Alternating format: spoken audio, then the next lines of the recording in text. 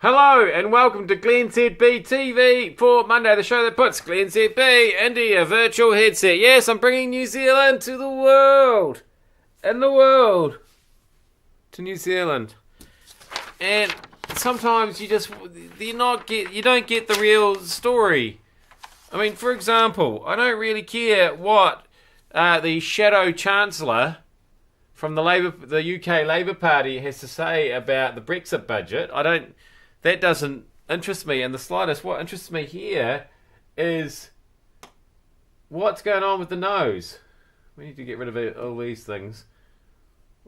What's going on there?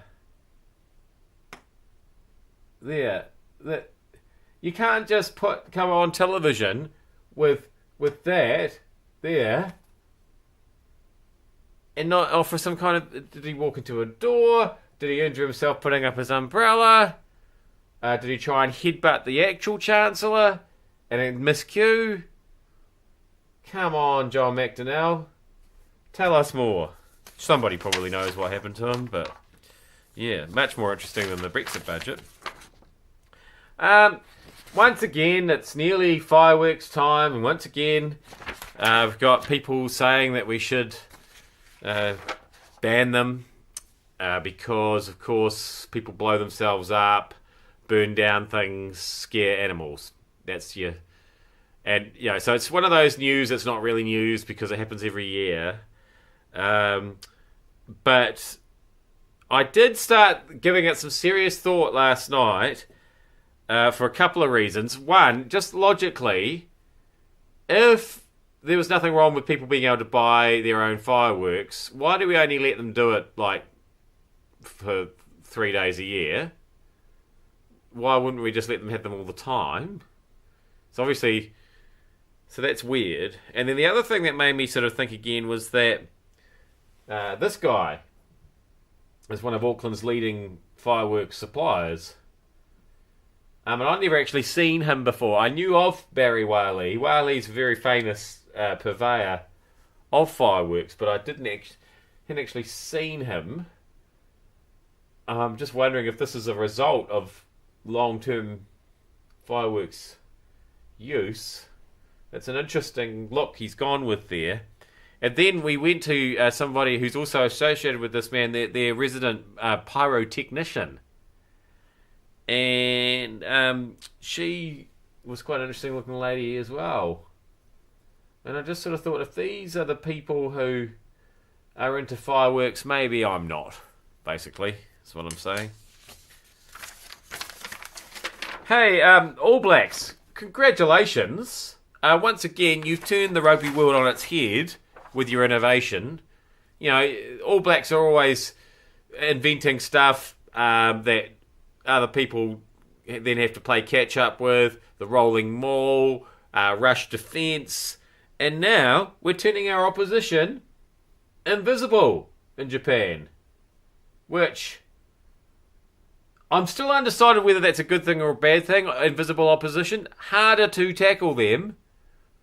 But if we're actually making them disappear, then it's harder for them to tackle us. I thought it was funny that it was the Australians who were disappearing whenever they went over the All Blacks logo. Anyway, they turned that off in the second half. I seem to be more upset about that than other people around here. I thought that was the biggest news story of the weekend, this stupid virtual advertising that was like blindingly bright and made the Australians disappear. But anyway, other people didn't seem to mind. Finally, it's time I admitted, I think, that I've got issues. There's two things in this world that drive me absolutely insane and make me so angry, and I can't control it. And I've tried to just let it wash over me like a babbling brook, and I just can't let it go. It's just like a visceral response. One is radio awards. I don't understand why we enter them, because they don't seem to be based on any facts or figures. It's just people's random opinions. Don't get me started. The other one is what I consider to be a scourge, not only on our economy and way of life, but primarily the British economy and way of life, is these people here. and people like them. And then what this happens, and suddenly the whole world thinks that we are running around dressed like this in the rain and the wind, which of course is not practical. What's that about? And we had three interviews in the Mike Hosking breakfast show this morning. It's only a 2.5 hour show. Talking about these people. It's like, seriously? We should be talking about the virtual advertising on the Yokohama football pitch. Which wasn't really a pitch, but looked more like green icing, the way it cut up like that. Anyway.